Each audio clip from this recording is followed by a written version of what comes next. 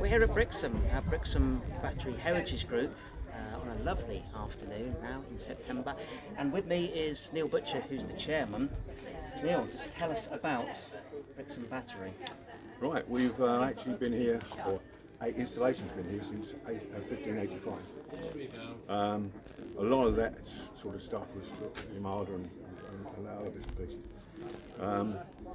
Involved with Napoleon and other history. We actually depict 1940s section, 1940-45. The site was actually reduced after Dunkirk. There was obviously buildings here, but they actually reduced the site within 3 months, three to 6 months. It was actually, shall we say, ready to rock. And the flag went up on the 21st of October 1940. We had two main armaments here, which were the two 4.7 Japanese cruiser guns that were given to us as a present from the Emperor in 1922, which was quite ironic because we're going to use them against the Japanese, who are our enemy. However, the guns were never fired in action. Simply, the simple fact is that the coastline is far too close, and the guns could fire up 7 miles. So we actually had a group of MTB boats which were crewed by Canadians, and we have got a strong rapport with the Canadians, and a lot of their families, their extended families, come and see us every year. And it was manned by half Home Guard, half Senior Royal Artillery, because a lot of the Royal Artillery guys lost their regiments at Dunkirk and came over in other regiments, so they were brought here. The building you can see behind me there, which is our main museum, that was what they call a layer's classroom. Number 2 on the gun was the layer. He laid the gun onto the target. You'll see in the buildings and the grounds, there's the two gun areas, and that was all controlled by the building right over the far corner, which is the BOP, Battery Observation Point. That's where the command officer would have been. He'd have ruled everything. And also as well, because of the fuel lines that were here and the mixing of the fuel, which a lot of people don't realise that, and I can go into a bit of that later on if you want me to. There was a very strong shoot-to-kill policy. We couldn't afford for the Germans to find out what was happening here, because if they had done it, they'd have bombed Torbay flat. Okay, just to explain where we are, I know a lot of people aren't exactly sure. When they hear Brixham Battery, they think of Bury Head, but we're just above Fishcombe Hill. Yes. And the purpose of being here is to protect the inlet. Yes, yeah. We have got a pillbox that overlooks the inner harbour. These guns were trained right the way around the whole of into Torbay and going out. But from the cove here round into Torbay, all the areas were mined, mined under by electric mines run by the Royal Navy. So they only pressed the button and everything that way. It was forcing, if there was an invasion, it was forcing everything up this bit, which was very much like a lot of the times when we faced different like Kasserine Pass with the Americans.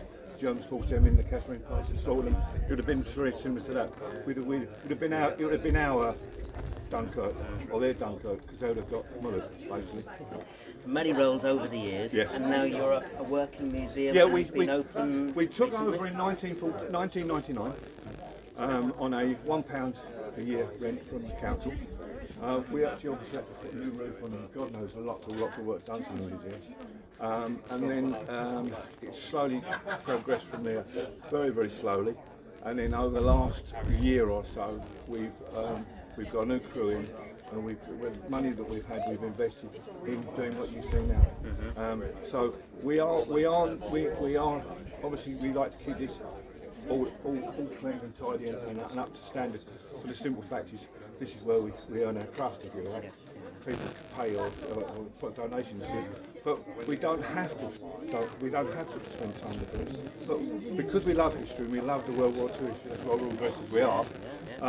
We're slowly doing the buildings up on the ground, so it will be a history point for everybody, not just for our generation, but generations to come. Yeah. And you're all volunteers? All volunteers, absolutely, yeah. There's lots more to see, which we're going to go and have a look at. There's lots to see and lots in the ground as well. Okay, thank you. Thank you for that. So Neil, people walking past today can see a very American theme, and we're thinking, is this a British instalment or not? But so tell me about the American connection. Right, American connection. Obviously, after Pearl Harbor, when the Americans came into the war, even though they were given this Lend-Lease and aid before that, and Roosevelt did want to come in. He wanted to come in from day one, but obviously the American public didn't want to get involved in another big war. So obviously, when war was declared, Hitler declared war on Germany after the Americans declared war on Japan, and the Americans were sent over in the early part of '42, and the only Americans really that did any work within the Brixham and Torbay area around this area were the engineers. There were obviously troops that went to D-Day from places like Teignmouth and other areas, and Torquay, but the engineers were basically solely manned Brixham, and they built a lot of the roads around Brixham. So we got a lot to thank for them, and they actually left from Brixham. And also they were involved. Some of them were actually involved in the massacre at Slapsy Sands. Yes. But we don't obviously, even though Slapsy Sands is an important thing in as far as the history, it's not history to Brixham Battery. So we answer questions on it, but we don't actually portray it. Yeah. Okay. That's something totally different. Okay. So in a way, a tribute to the Americans. Yes, absolutely. Yeah, and they come along and they because they're engineers, so they know about mine. You'll see a lot of the stuff is actually what they used actually on Omaha Beach. Okay. Like Bangalore torpedoes and things like that. Thank you. So we're at Brixham Battery and Neil is with me, and we're going around looking at many of the excellent exhibitions you've got here and the exhibits and the memorabilia, in this case from World War II. Tell us about this one, Neil. Yes, very important. Home front. Without these young ladies who are dressed in typical home front uniforms and people like them in the Second World War, we would not have existed. We couldn't have got enough food into this country. Hitler was sinking our ships like they were like no tomorrow, and these young ladies really worked hard to grow food, help the farmers grow food, and they travelled from all over the place, sometimes the first time they'd ever left home. So they're very, very important. Even the tins are replicas of labels that were at, during the war, which could be bought. There's vegetables, there's old money there, sort of money that the girls would have been paid, which wasn't an awful lot. Obviously, they didn't all wear uniforms, some wore uniforms. The girls actually at the moment are in typical Land Army uniforms. There's some of the types of equipment that they've used to dig over and things like that. The fork and the pick and the shovel. But it's so important that we show this part of the history, because this is this is everybody's history. This is not about fighting. This is about survival. And these girls are a very, very important part of our group, because there isn't many groups that actually have a display like this, and two wonderful ladies in uniform. So Neil's going to show us around the rear of the Brixham Battery here, which is full of fascinating wartime memorabilia, but it covers different ages, doesn't it, and different campaigns. Yes. Tell us about this one. 1890. 1890, black-powered howitzer, long-barrel howitzer. The barrel theoretically would have been, there would have been two versions. One barrel would have been up to about there, and this one is slightly longer. We only had this part, which is the carriage. One of our members, we are very lucky that we've got some very, very talented guys, and he actually built the rest of it, and depicts a type of gun that would have been used at this battery, but this particular one would have been used in the Indian campaign and carried on an elephant, broken down. But obviously, because that was still here, this gun was obviously part of the battery here at some stage. So that's all left. But we have got other bits and pieces that we're re-putting together at the moment. Some of them are pirate cannons.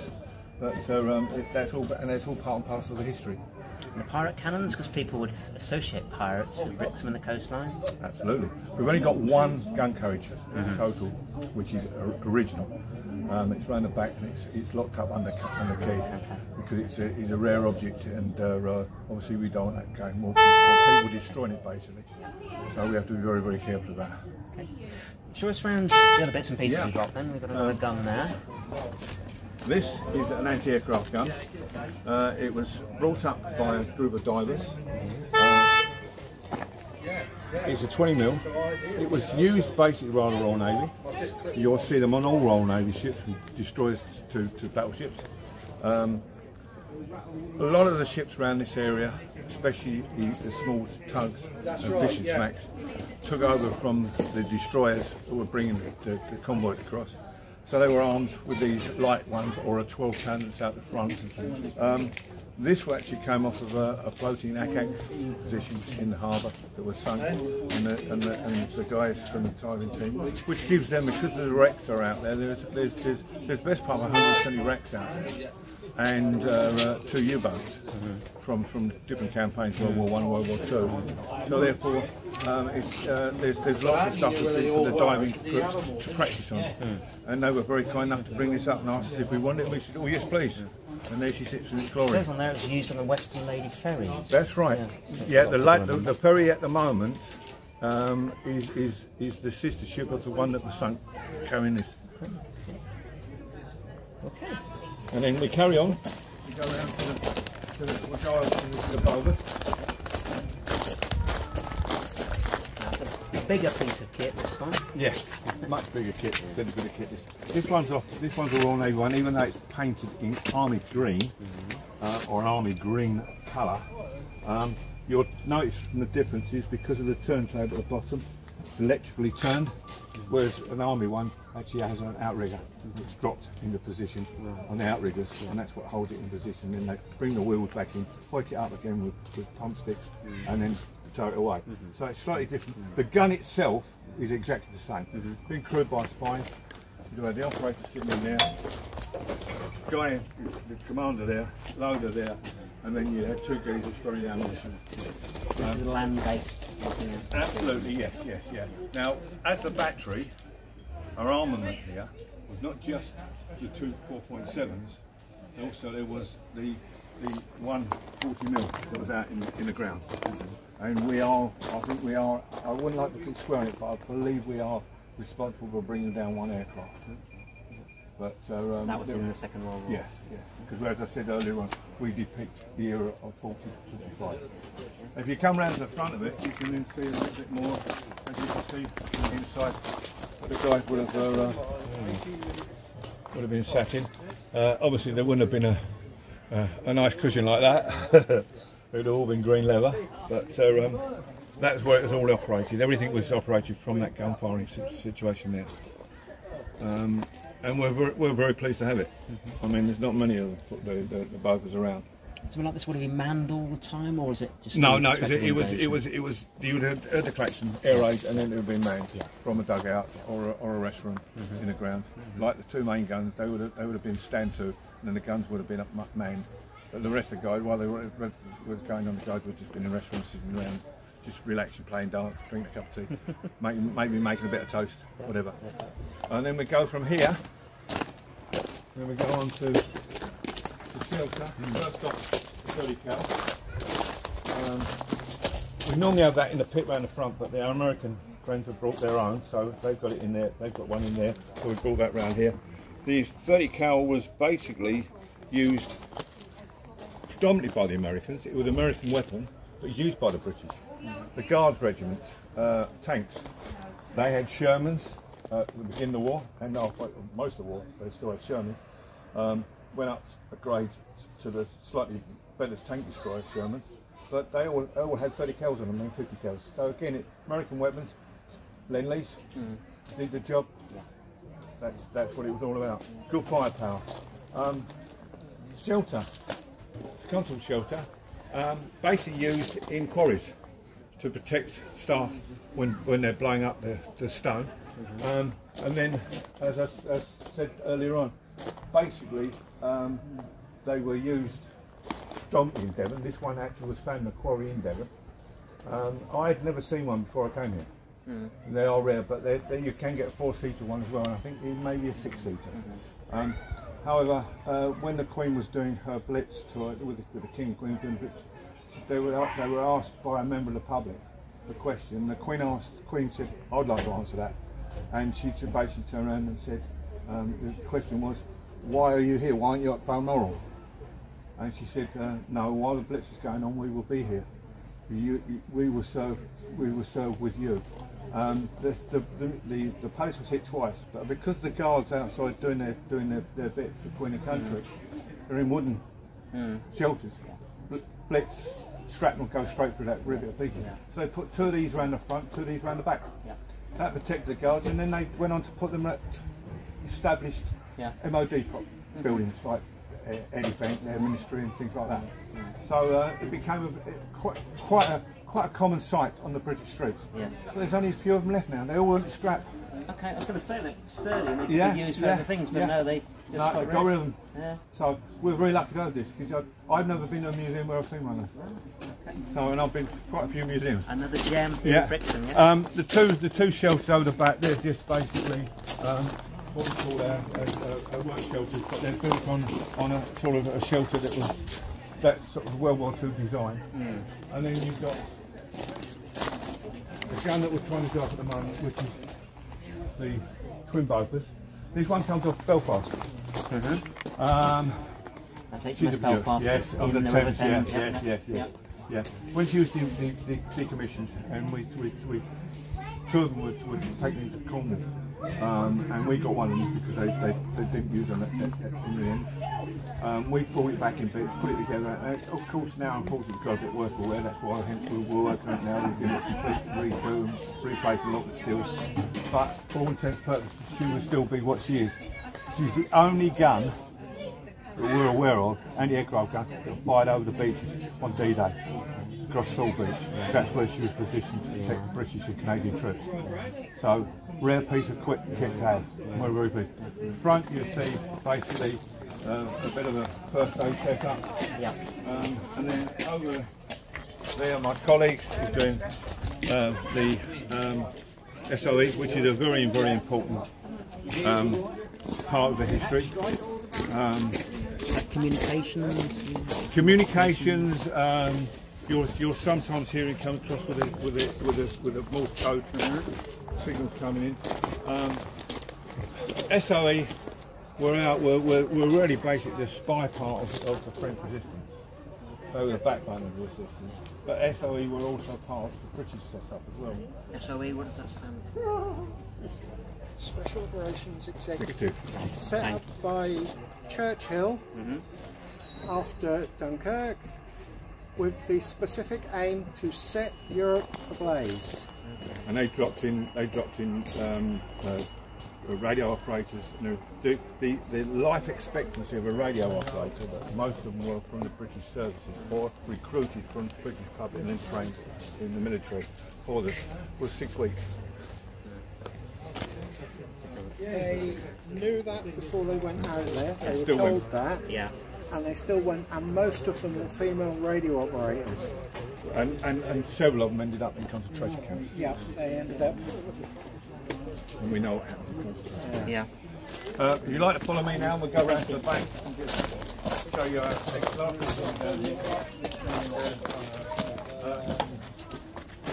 not forgetting these 2 little babies. We think, we're not 100% sure, but we are pretty sure that they're off the DC-10. They were discovered by fishermen off the French coast, approximately 4 miles out, on the flight path for the 101st and 82nd Airborne coming from Hoddington. So we can only put 2 and 2 together and presume that this is all left of a Dakota that went down with full crew and full strength of paratroopers, marine paratroopers, which is quite a time when you think about it. What's left. That's all that's left. It does. Right.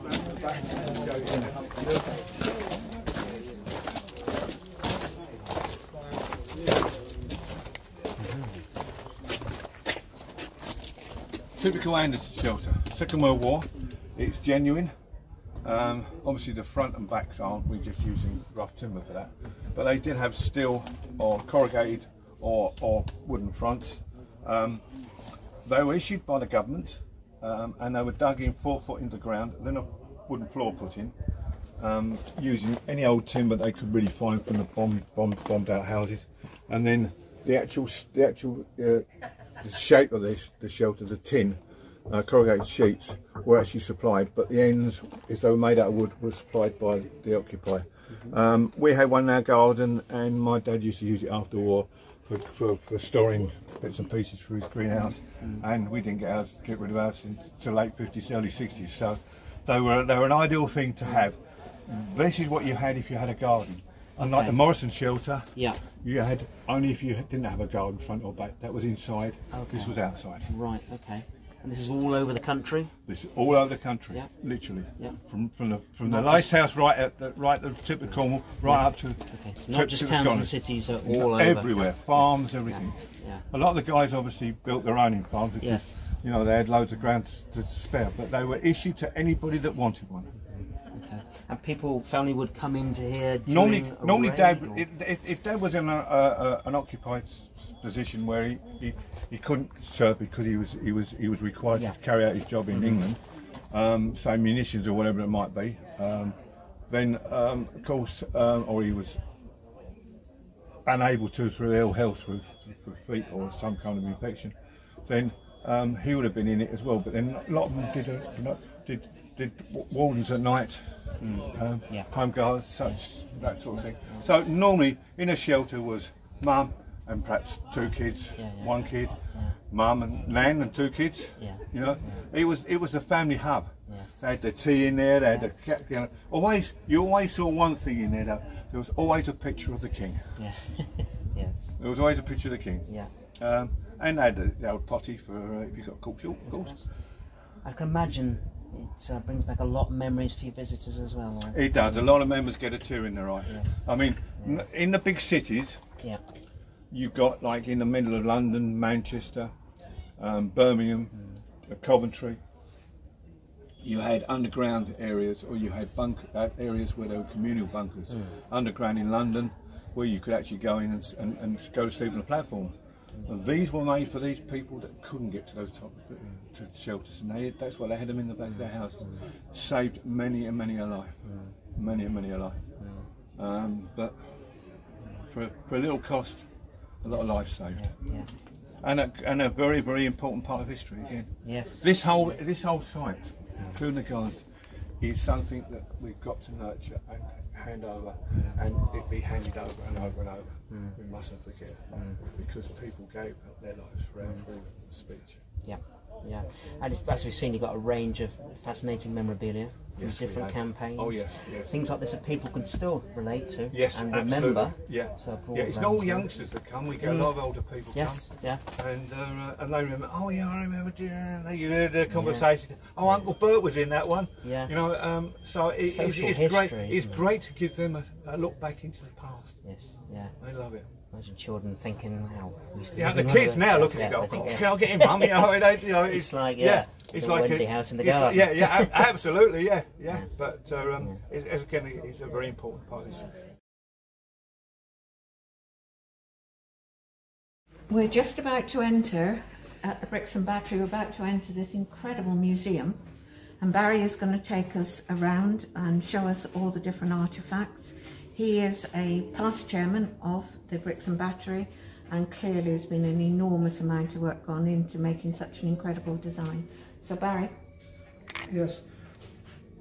As you can understand, a lot of the items we've got in here have been given to us. This particular cabinet is a cabinet of one Brixham family. Now, all of them went to war. All the sons, all 7 sons went to war, and including 4 sisters. And the girls, one went to the Women's Royal Air Force, and the other 3 went to the Land Army. Of the soldiers and sailors that went from this particular family, only one didn't come back, and that's the one sailor on the left. And he was in the tugs that went out as rescue, and in actual fact, they hit a mine. It's ironic, isn't it? Absolutely ironic. And then above it, this Corporal Symes, again, Brixham, he was in the paratroops, and he dropped in Sicily when the paratroopers landed in Sicily. He was seen on the ground during the battle, but then he was not seen again. And a letter came from the regiment to say again, he was seen on the ground, he went missing, and he was listed as missing, presumed dead. 6 months later, March the following year, they got a postcard from a prisoner of war camp in Germany, and he was there. So for 6 months the family thought he was dead, and in fact when he came back he got married in that BD blouse. That was his uniform that he got married in. My dad was missing for 9 months.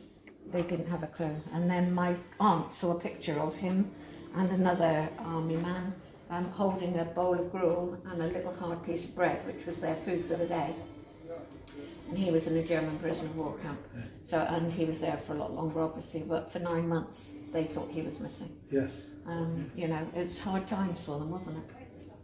The whole of this board actually is dedicated to airborne soldiers. Yes, wonderful. A product of the Second World War, of course. Yes. Churchill demanded 5,000 airborne troops be brought in, and this is dedicated to them. Okay. It's a rangefinder. Yeah. Of course, what it could do, when you look through the sights, what you see is 2 images. Right. And so you turn the little wheel like a set of binoculars until the 2 images merge into one. Right. Then you read off the details, and that gives you the distance, exact distance to the object. Right. Now, if it's shipping you're looking at, 20 seconds later, if you do exactly the same thing, you will get the difference where the ship has moved to. So you can actually then judge the speed of the vessel. Yeah. Because all as far as we are concerned in Brixham, it was all about seaborne attack. Yes. Because of the invasion, wasn't it? Because of the invasion, yes. And then the bicycle is a paratrooper's bicycle. Right. It falls flat, and they jump with them.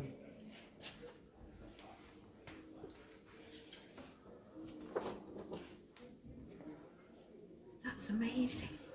And the idea was the soldiers on the ground could move faster on a bicycle than they could on foot. Of course. Goodness. Very cumbersome though to jump with, I must admit. It must have affected their landing and everything else. Yes, yes. This is Vickers machine gun. Right. British. Used from the First World War as well as the Second. It fired a 303 round, which was exactly the same as the light machine gun, which is this one, known as the Bren, and the rifle, the standard British rifle.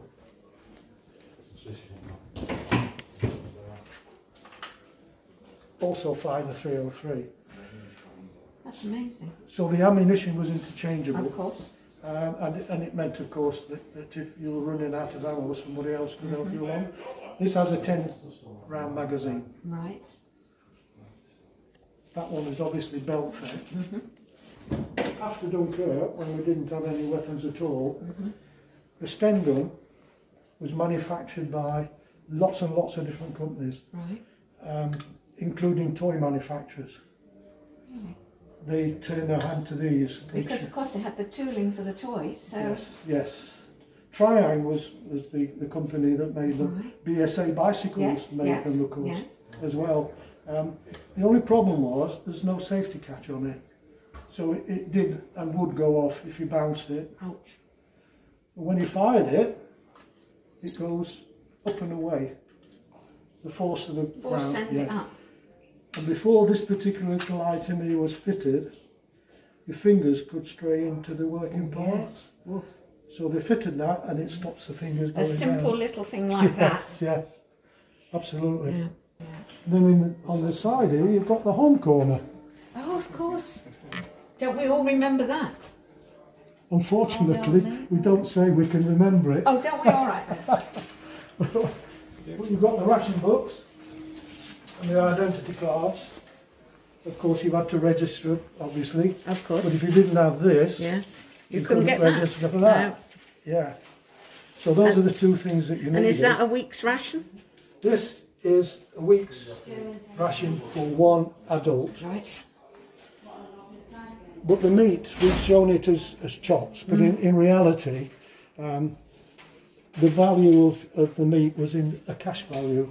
It was 1 shilling and 2pence. Oh, right. So, if you bought offal yes. and sausages, you got more. more for your money. Right.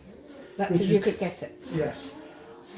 That's probably the reason why people of a certain age are quite happy to eat liver, heart, kidneys. Because that's what they used to. Because that was, yes, well, I'm of a certain age and I can't stand any of that. What we've got here is a baby's gas mask. Oh my God, yes. And they wonder why I'm claustrophobic. Yes. Of course, what you did, you put the baby in and then you tied the bottom part quite tight round the bottom. And then that meant that someone, mum or grandmum, had to pump air into the child. And that's what this was for. Oh. So you were sat in your answers in shelter, yeah, pumping air in. Goodness me. And this is poor little girl who's just been evacuated. Gosh. As I was.